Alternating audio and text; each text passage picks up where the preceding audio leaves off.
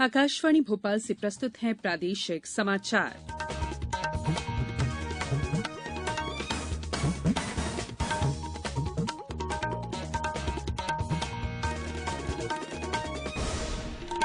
नमस्कार, समाचारों के साथ मैं संयुक्ता बैनर्जी। सबसे पहले इस बुलेटिन के मुख्य समाचार।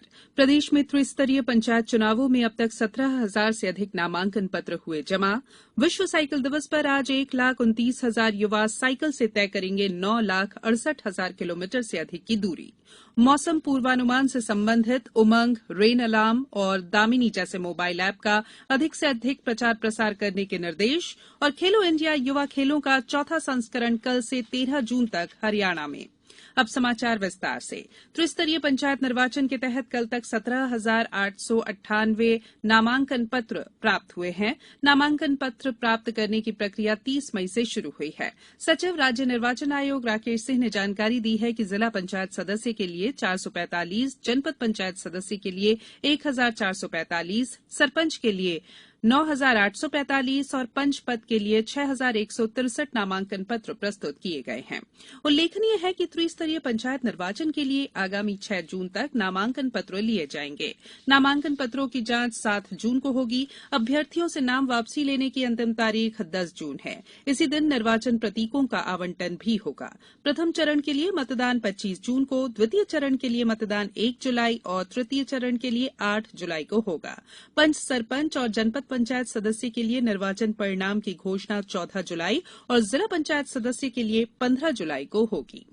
प्रदेश में त्रिस्तरीय पंचायत चुनावों के लिए तैयारियां जोर शोर से चल रही हैं। निष्पक्ष और शांतिपूर्ण मतदान सुनिश्चित करने के लिए जिला स्तर पर भी विभिन्न कदम उठाए जा रहे हैं।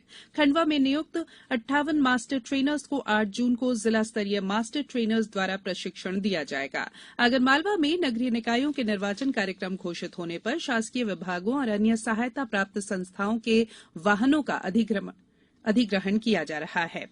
मंदसौर में नगरीय निकाय में 332 मतदान केंद्रों से 2,40,680 मतदाता अपने मतों का प्रयोग करेंगे।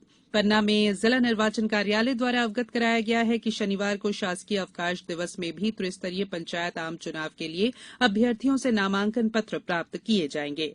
डिंडौरी में मतदान दलों को विकासखंड स्तर पर 2 चरणों में प्रशिक्षण दिया जाएगा। खरगोन में नामांकन पत्र जमा करने के लिए अभ्यर्थी के साथ 3 व्यक्ति आ सकते हैं। पुलिस द्वारा हर मतदान केंद्र वार आपराधिक प्रोफाइल तैयार की जा रही है।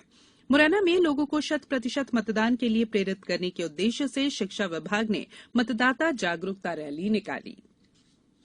युवा कार्य और खेल मंत्री अनुराग सिंह ठाकुर विश्व साइकिल दिवस पर आज नई दिल्ली के मेजर ध्यानचंद स्टेडियम से राष्ट्रव्यापी कार्यक्रमों का शुभारंभ करेंगे। समारोह के दौरान श्री ठाकुर 750 युवा साइकिल चालकों के साथ 7.5 किलोमीटर की दूरी तय करेंगे। खेल मंत्रालय ने कहा है कि नेहरू युवा केंद्र संगठन देश भर में 75 प्रसिद्ध स्थानों पर साइकिल रैली आयोजित करेगा, जिनमें 75 प्रतिभागी 7.5 किलोमीटर की दूरी तक साइकिल चलाएंगे। मंत्रालय ने कहा कि आज एक दिन में इन साइकिल रैलियों में 1,29,000 युवा साइकिल चालक 9,68,000 किलोमीटर से अधिक की दूरी तय करेंगे। इस कार्यक्रम का उद्देश्य शारीरिक तौर पर स्वस्थ रहने के लिए लोगों को दैनिक जीवन में साइकिल के उपयोग के लिए प्रोत्साहित और प्रेरित करना है। प्रदेश में बीते 24 घंटों के दौरान कोरोना के 25 नए मामले मिले हैं, जबकि 49 मरीज कोरोना संक्रमण से मुक्त हुए हैं। नए मामलों में भोपाल और इंदौर में 5-5, मुरैना में 3, बालाघाट, बैतूल, मंडला और उज्जैन में 2-2 नए संक्रमित मिले हैं। प्रदेश में अब सक्रिय प्रकरणों की संख्या 254 रह गई है। इधर प्रदेश में कल 66,926 लोगों का टीकाकरण किया गया। इन्हें मिलाकर राज्य में अब तक वैक्सीन के 11,92,37,000 से अधिक डोज लगाए जा चुके हैं।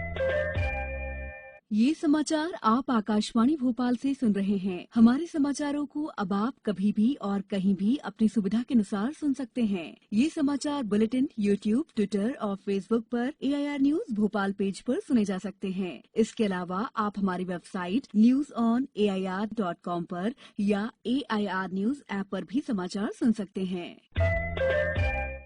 ब्रेक के बाद बुलेटिन में एक बार फिर आप सभी का स्वागत है। केंद्रीय गृह मंत्री अमित शाह ने मानसून के दौरान देश में बाढ़ की स्थिति से निपटने की तैयारियों की समीक्षा के लिए कल एक उच्च स्तरीय बैठक की। उन्होंने मौसम विभाग द्वारा विकसित मौसम पूर्वानुमान से संबंधित उमंग, रेन अलार्म और दामिनी जैसे विभिन्न मोबाइल ऐप का अधिक से अधिक प्रचार प्रसार करने के भी निर्देश दिए ताकि उनका लाभ लक्षित आबादी तक पहुंचे। उन्होंने दामिनी ऐप को देश की सभी स्थानीय भाषाओं में उपलब्ध कराने के भी निर्देश दिए। दामिनी ऐप 3 घंटे पहले बिजली की चेतावनी देता है, जो जान माल के नुकसान को कम करने में मदद कर सकता है। उन्होंने राष्ट्रीय आपदा मोचन बल एनडीआरएफ और राष्ट्रीय आपदा प्रबंधन प्राधिकरण द्वारा बाढ़ प्रभावित क्षेत्रों में की गई तैयारियों का भी जायजा लिया। राजधानी भोपाल के कोकता में 2 एमपी एयर स्क्वाड्रन का वार्षिक ट्रेनिंग कैंप शुरू हो गया है। भोपाल एनसीसी ग्रुप का साल का ये पहला कैंप है जिसे एयर स्क्वाड्रन के द्वारा आयोजित किया गया है। 1 जून से शुरू हुए इस 10 दिवसीय कैंप में कैडेट्स को आगामी वायु सैनिक कैंप के साथ अन्य राष्ट्रीय स्तर के कैंप की तैयारी और टीम का चयन भी किया जाएगा। कैंप में 500 कैडेट्स के साथ एनसीसी के स्टाफ और अधिकारी भाग ले रहे हैं। कैंप 10 जून को समाप्त होगा। Camp commandant wing commander NS Pawar ने कैंप के उद्देश्य पर प्रकाश डालते हुए कैडेट्स को फ्लाइंग और फायरिंग के प्रशिक्षण की जानकारी भी दी। कलेक्टर छतरपुर संदीप जीआर और camp commandant colonel VKS Chauhan की उपस्थिति में 25 मध्यप्रदेश बटालियन एनसीसी द्वारा 10 जून तक जवाहर नवोदय विद्यालय नौगांव में संचालित होने वाले संयुक्त वार्षिक प्रशिक्षण शिविर 1 का शुभारंभ हुआ।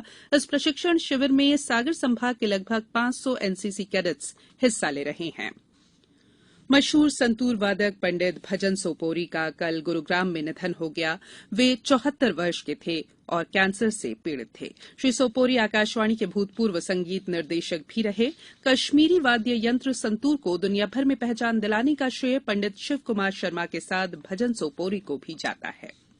खेलो इंडिया युवा खेलों का चौथा संस्करण कल से 13 जून तक हरियाणा में आयोजित किया जाएगा।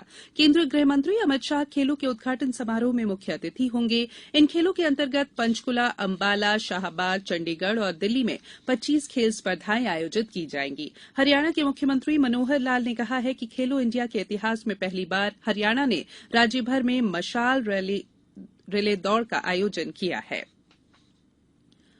टेम्बा बावोमा की अगुवाई में दक्षिण अफ्रीका टी20 टीम भारत के खिलाफ 9 से 19 जून तक खेली जाने वाली 5 मैचों की सीरीज से पहले दिल्ली पहुंची। ये सीरीज वर्ष के अंत में ऑस्ट्रेलिया में विश्व कप टी20 के लिए दोनों टीमों की तैयारियों को शुरू करने का काम करेगी। सीरीज का पहला मैच 9 जून को नई दिल्ली में होगा। इसके बाद 12 जून को कटक, 14 जून को विशाखापट्टनम, 17 जून को राजकोट और 19 जून को बेंगलुरु में मैच खेले जाएंगे।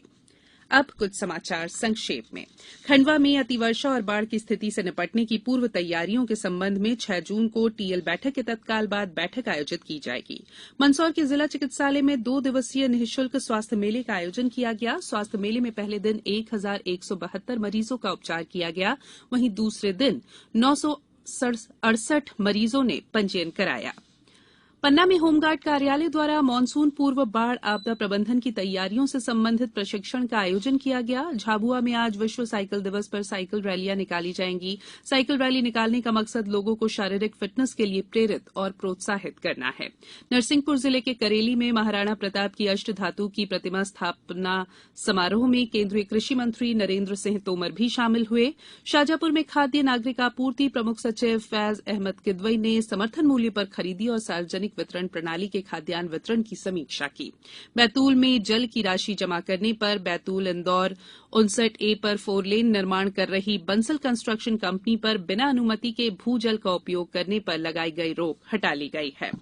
राष्ट्रीय मीन्स कम मेरिट छात्रवृत्ति चयन परीक्षा का परिणाम घोषित कर दिया गया है। परिणाम स्कूल शिक्षा विभाग के पोर्टल पर देखे जा सकते हैं। विदिशा में कल एक स्थानीय साप्ताहिक समाचार पत्र के संपादक रंजीत सोनी की गोली लगने से मृत्यु हो गई। देश में आज तक 193 करोड़ 81 लाख से अधिक कोविड रोधी टीके लगाए जा चुके हैं। स्वास्थ्य मंत्रालय ने बताया है कि कल 10,22,000 से अधिक टीके लगाए गए। और प्रदेश सरकार ने महान योद्धा पृथ्वीराज चौहान के जीवन पर आधारित फिल्म सम्राट पृथ्वीराज को मध्यप्रदेश में टैक्स फ्री करने का निर्णय लिया है। बुलेटिन में फिलहाल इतना ही। इजाजत दीजिए। नमस्कार।